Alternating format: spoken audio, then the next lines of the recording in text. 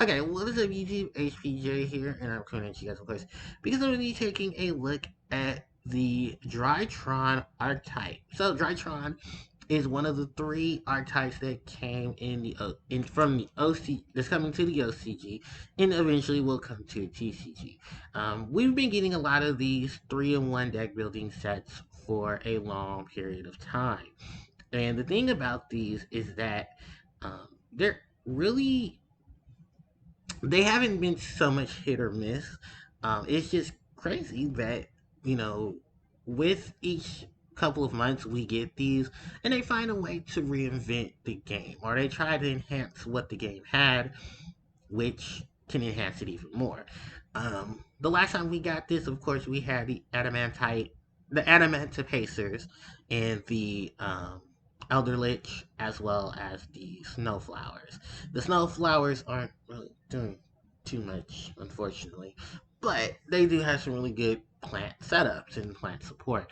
And now we have Genesis Impact, which is going to be focusing on the Evil Twin. They're going to focus on these guys right here, which are the um, Draitron, and then they're going to have the Vahrama archetype as well. So very interesting archetypes. A lot of us are very excited for. Now, I'm going to take the chance, of course, to look at these monsters and have some fun looking at this because they're a very unique archetype.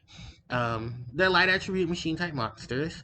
They can't be normal summoner set. They have to be social summoned through um, their own through the effects of other Drytron cards.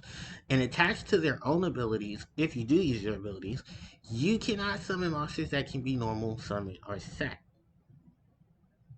Yeah, it's weird, but trust me, they have enough. They have some support that's going to help them get a lot of that together. So, why don't we take a look at them? So, the first monster up is Drytron Ban Alpha. It's a level 1 light attribute machine type monster that also has the clarification of special summon attached to it. So that might be some new things added to the next series of cards. It's a 2,000 attack monster with 0 defense, and like I said, it can be normal summon set, must be special summon with a Drytron card's effect. You only use this card's name's effect once per turn. And its effect is you contribute one other Drytron monster or ritual monster from your hand or field to special summon this card from your hand or graveyard in defense position. Then when you do such, you can add one ritual monster from your deck to your hand. Yeah, this is a ritual archetype attached to a light machine archetype. Yeah. Let's move on to the next monster. This is Drytron Ras Beta, another level 1 light attribute machine type monster. 2,000 attack, 0 defense. So you contribute summon one other Drytron monster or ritual monster from your hand or field to summon this card from your hand or graveyard. And then you can return one of your banished Drytron monsters to the graveyard. Then we have Draitron L Gamma. Gamma effect reads you contribute one other Draitron monster or ritual monster to summon this card from your hand or graveyard in defense position. Then, if you do, you can summon one Draitron monster with 2,000 attack from your graveyard, except for Draitron L Gamma.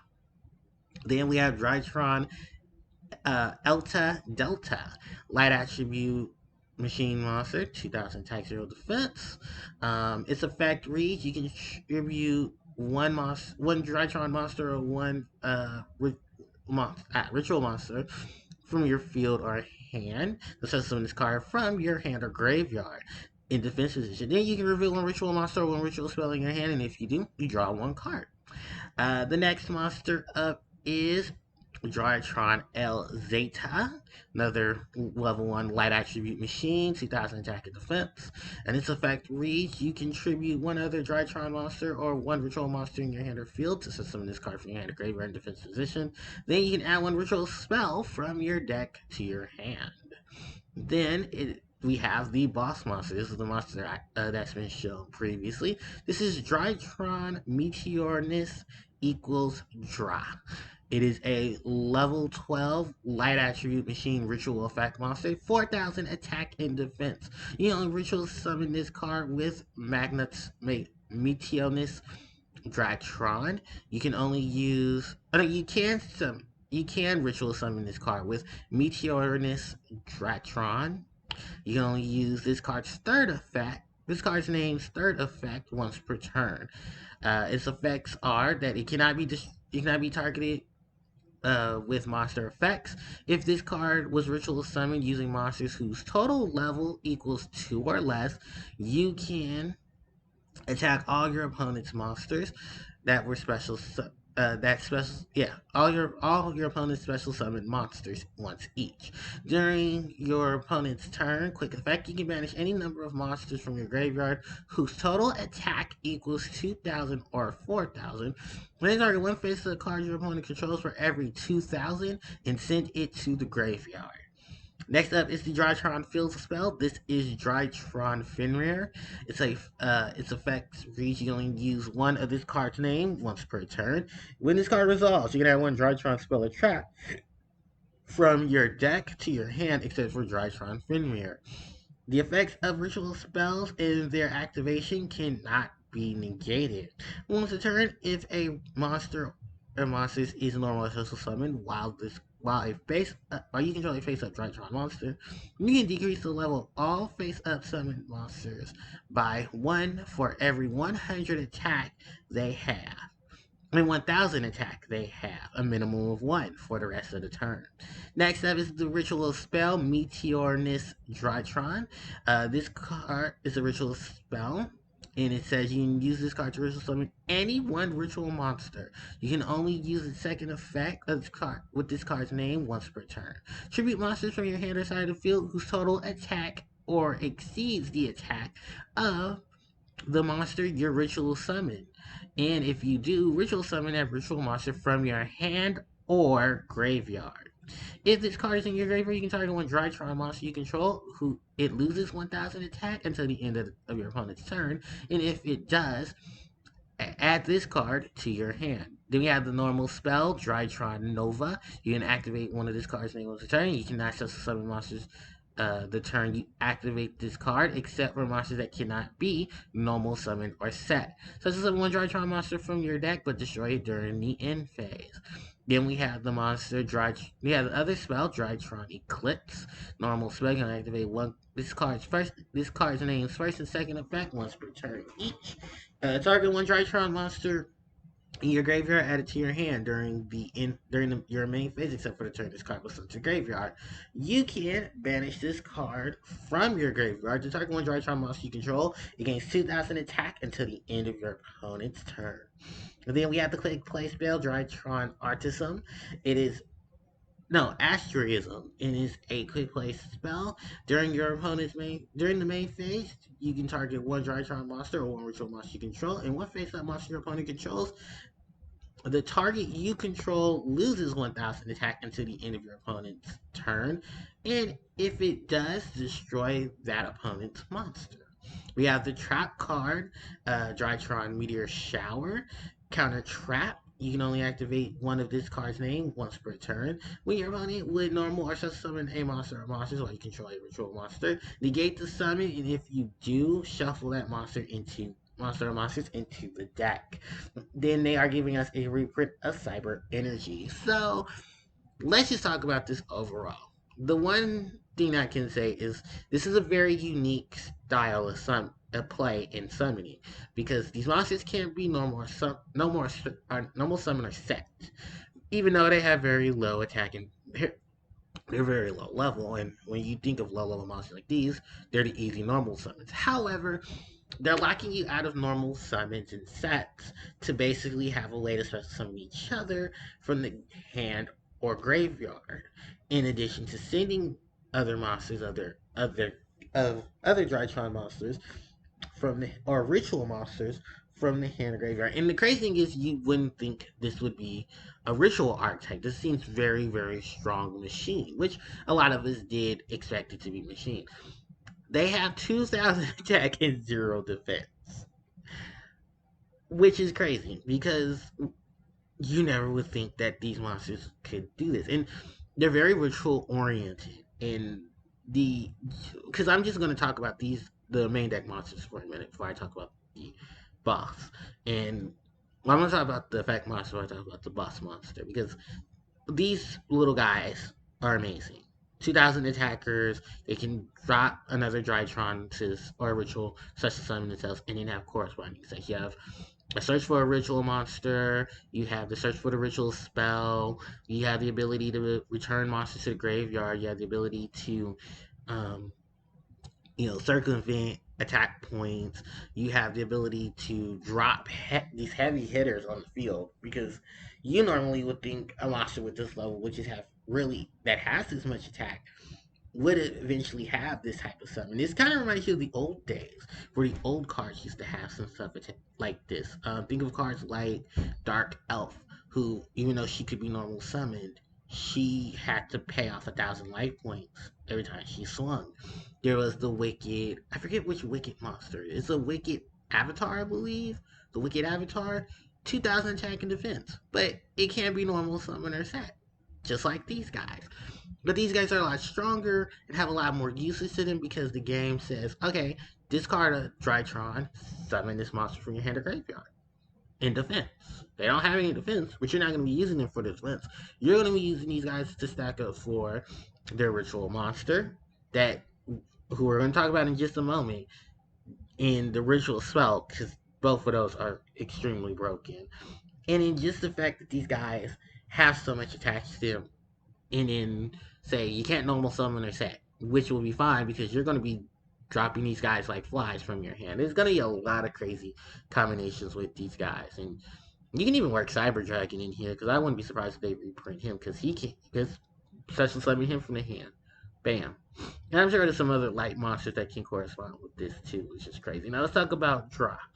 Um, Typical boss monster setup. I think this is probably the highest level ritual monster we've ever had in the game. A level 12 with this types of stats attached to it. I don't even think Demise even got stronger than this. I don't even think there's literally no ritual monster that you can think of right now. I mean, Zero the Mat maybe, that just had a high base stat like a Blue Eyes. But even then, I think like there may be a ritual monster, I'm sure, that has like this is the highest out of a ritual monster that we have right now in the game. And that's crazy. You never really think that. And just look all the stuff attached to him. These are boss monster abilities and stats attached to him. Your opponent can't target this card with monster effects. When it's ritual summoned using monsters that are level 2 or lower, it can attack all monsters your opponent special. All the such summon monsters your opponent has once each. And not to mention, the monsters in this archetype are basically level 1. So combine this with the very broke field spell, which I mean, ritual spell. That don't worry, we will talk about it in just a moment. And it's just bananas how crazy and how good this monster is. And a quick effect that can send the cards to the graveyard, not destroy, send. So it gets over a lot of immunities of cards that cards would have. I do believe it targets. Yeah, it does target, which is unfortunate, but there's no destruction in its effect.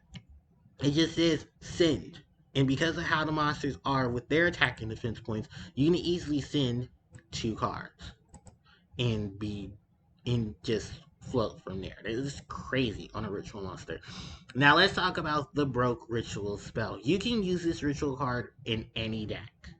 Literally. Like these guys are like Manju and Sanju with more oomph when you look at it. Because these monsters have set up for ritual monsters. Then you have this ritual spell that literally says you can use the attack or exceed the attack of the ritual monster and then summon that ritual monster from the hand or graveyard. There is literally no ritual spell that has been in the game that I can remember that says from the graveyard or the hand.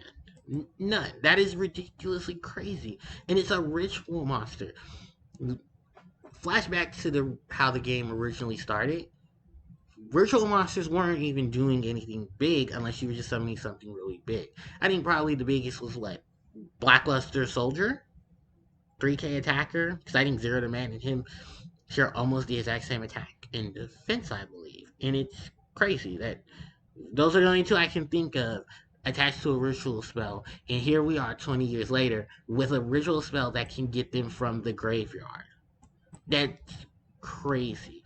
And then on the fact that You can make one of your Drytrons lose attack points just to add this card to your hand. And that, yeah, it is crazy. It is bananas. All on a field spell. I mean, a quick on a ritual spell. Like, we didn't think ritual was gonna have some oomph. It's gonna have some oomph. Then the field spell, just a good combination between the two. And then reducing a monster's level for every 1,000, just so that you can have more fuel to the crazy fire between the ritual spell and the boss monster. Because Drytron Meteorness is gonna see some play. You're gonna see some crazy ritual stuff. I even think into the point that Manju and Sanju are probably not going to be used unless like a traditional ritual deck. But because of how these are working right now, yeah, I don't think we'll see Manju and Sanju for a long period of time. And I never thought I'd ever say that. And it's funny because when Sanju came out, it was Sanju and Sonic Bird. Flat then go a few years later, like maybe like one or two, not probably three. Because I think the gap between Sanju and Sonic Bird to Manjun was a few years. It wasn't five. I know it wasn't five. It could have been five, but that was like old school Yu-Gi-Oh! And that still boggles me now. But yeah, look at the span of it, and then here's Manju, a 10,000 hands. I can search for a ritual spell or a ritual monster. Then here we are years later, and we have an archetype that has a ritual spell that archetype that has the ability to search for your ritual spells, a ritual spell that can summon any ritual monster from the hand or the graveyard. The evolution of Yu-Gi-Oh is crazy. Because I can't even think of any ritual archetypes. I can think of a few ritual archetypes that try to incorporate the graveyard. It didn't work too well because ritual was always still bounded to search for your ritual spell. Most of the monsters in archetype didn't search for the ritual spell. I know the Shino birds tried to do something similar, but this just elevates ritual summoning to a whole new level.